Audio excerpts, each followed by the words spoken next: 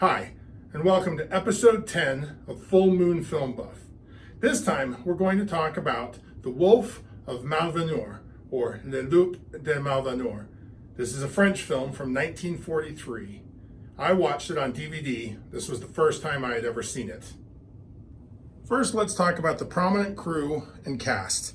This was directed by Guillaume Rideau, written by Jean Feline and Francis Vincent Brechignac.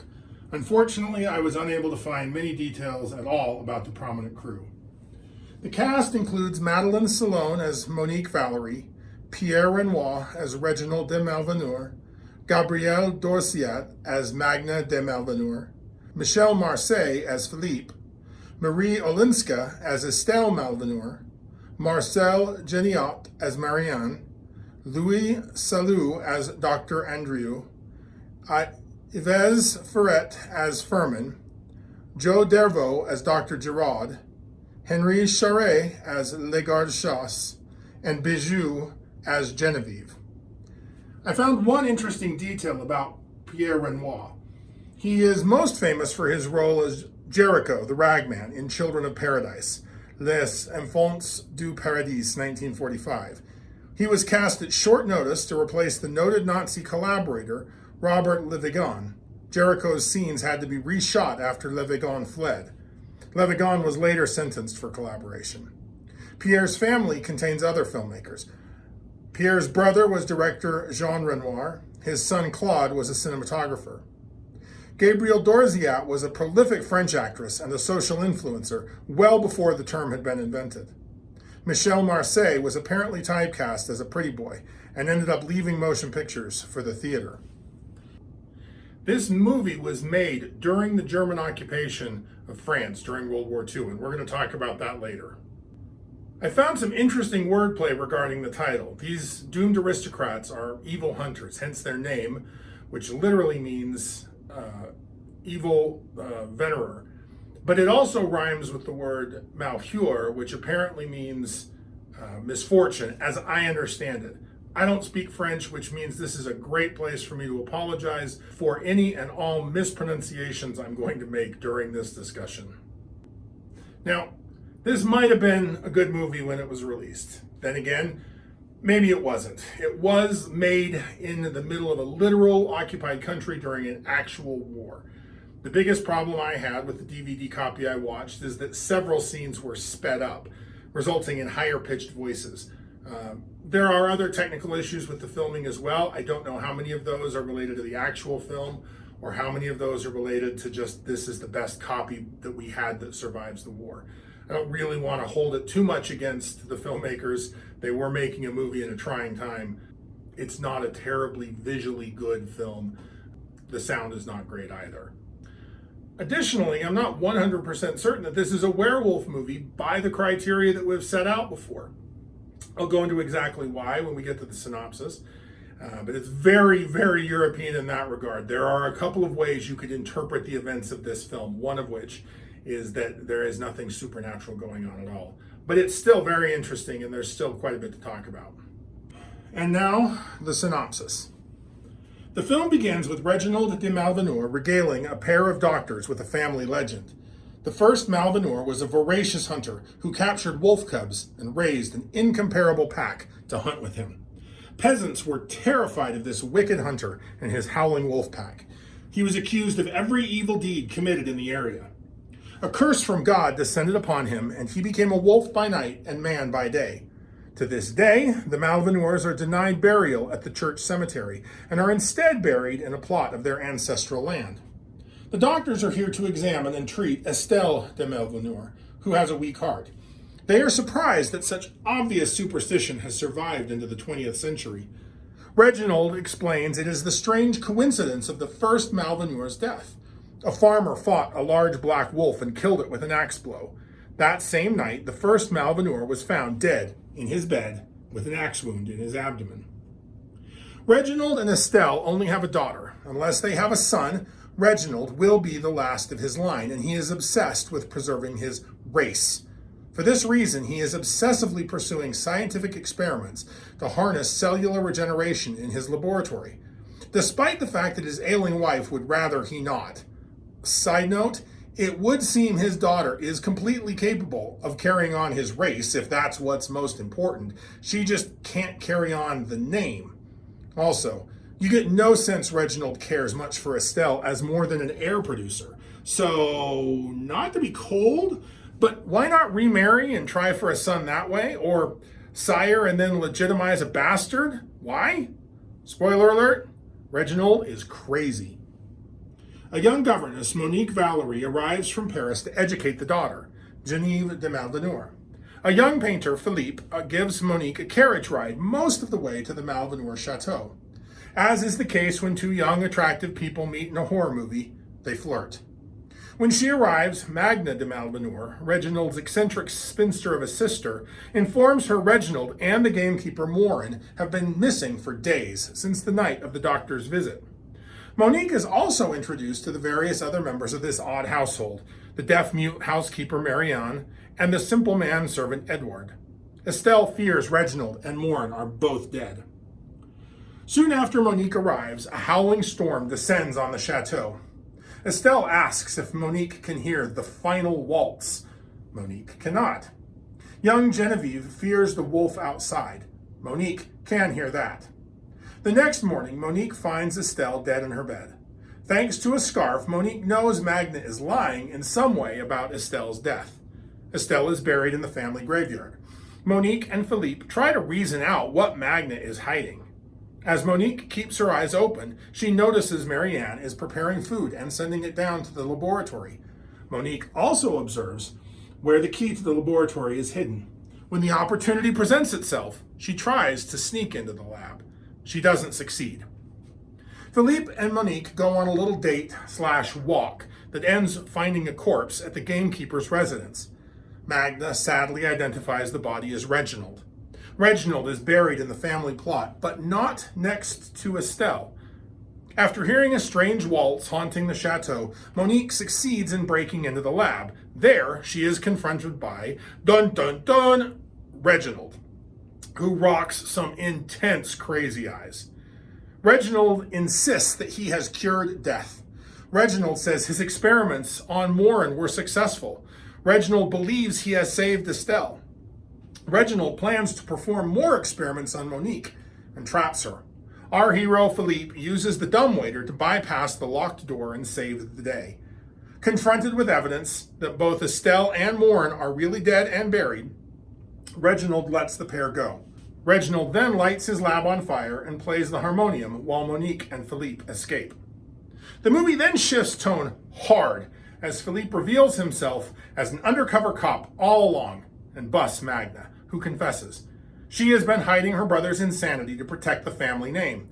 She knew her brother had killed Morin with his experiments and knowingly misidentified the body. She knew her brother had escaped his confinement during the storm and killed Estelle by injecting her with his serum. Suddenly, everyone hears a wolf howl, which somehow means Reginald has escaped. A proper peasant mob hunts down the wolf and shoots it dead. At the same moment the wolf dies, Reginald's lab explodes. The end. Next, let's talk about the transformation, or the lack of one. There is not a transformation. In fact, in true European fashion, there's two ways that you can interpret this movie. The first is that Reginald is just crazy. He's not a lycanthrope, or more accurately, he is a lycanthrope in the modern psychiatric sense. He believes he turns into a werewolf. Under this interpretation, he kills his groundskeeper and he kills his wife with his scientific experiments. He never turns into a wolf, and he dies when his lab burns and explodes. The second way you can interpret the events of the movie is that he is a werewolf in the way that we would call him a werewolf. His spirit does actually leave his body and possess the body of a wolf. Under this interpretation, he kills Morin with his experiments, but then kills his wife with his wolf body. Under this interpretation, he doesn't truly die until the wolf is shot and killed, at which point his lab explodes. Whichever interpretation you believe, there's no transformation seen on screen, so there's nothing for us to talk about. There's also no makeup job for us to talk about because we never actually see him as a werewolf. There is some interesting werewolf lore to discuss in this movie, mostly as it relates to the very first legend that Reginald shares with the two doctors. And that is that being a werewolf is a divine punishment from God, sent to punish the wicked. This movie does hint that the transformation, if it happens at all, is a spiritual one rather than a physical one. His soul or spirit leaves his body and possesses the wolf. The human form can only be harmed in that state if the wolf itself is harmed or killed, as is what happens at the end of the movie. Let's talk about a movie made during the Nazi occupation. I read a couple articles about this just so that I wouldn't be talking completely ignorantly. I'm going to be quoting most of what I talk about was obtained from an article called Cinema of the Occupation and Vichy France, written by Michael Paramchuk. Now, Germany wanted film production to go on in France, but they wanted it to be friendly to the German cause. For this reason, they set up a propaganda organization in France that funded and oversaw all French film production. A little more than 200 films were produced this way during the war years. The first thing that this really led to in a lot of French films of this period is ambiguity. It's very easy today in 2023 to know who won World War II. It's not clear that the filmmakers of 1943 would have known. And that meant that as filmmakers, you had a pretty difficult needle to thread. On the one hand, you certainly couldn't offend your German censors, right? Those individuals were going to review the script, they were going to review the edits, and you couldn't come out and say things that were directly contradictory to the German army, to the Nazi party, the occupying forces.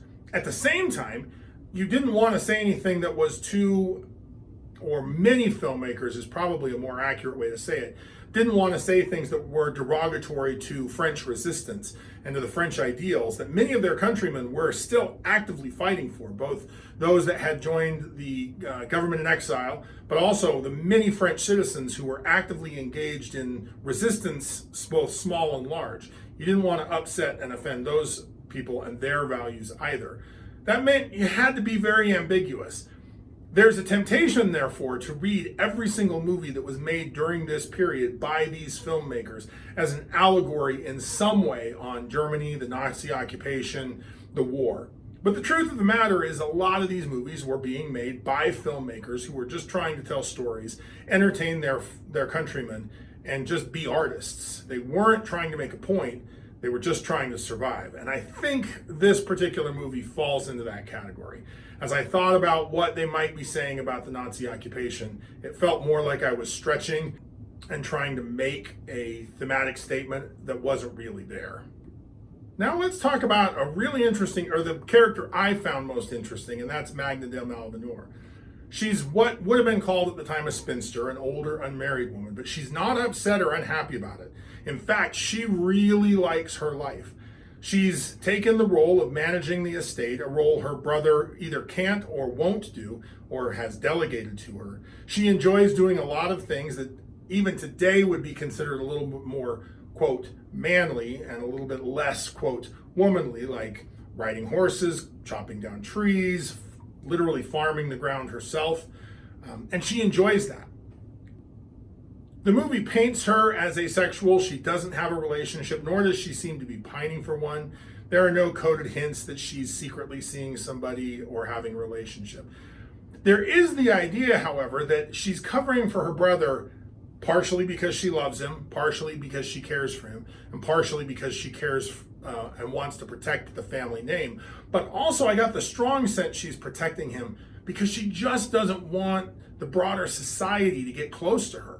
She doesn't want the judgment and the challenges that would come if there were a lot more people around. And so protecting her brother means that she's protecting her safe place to be herself in the way that she enjoys and the way that she finds the most comfortable.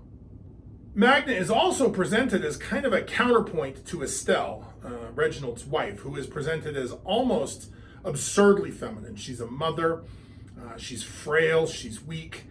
You only ever see her walking around in very girly dresses or flimsy nightgowns, whereas Magna is much more practical, down to earth, and tough. It's an interesting juxtaposition. I don't know if they were really trying to say anything. It's just something I noticed as I was watching the movie. Finally, you probably have noticed that I'm going to be trying something a little different for this particular episode. This is a movie made during a trying time. I don't know that it was ever really released on screens in America. It's hard to find stills. As a result, I'm going to try to use AI to generate art that I can use through some of the synopsis and those kinds of points where I usually refer to stills to show the movie and what's going on. Let me know if you like that, if it looks good, if it looks stupid.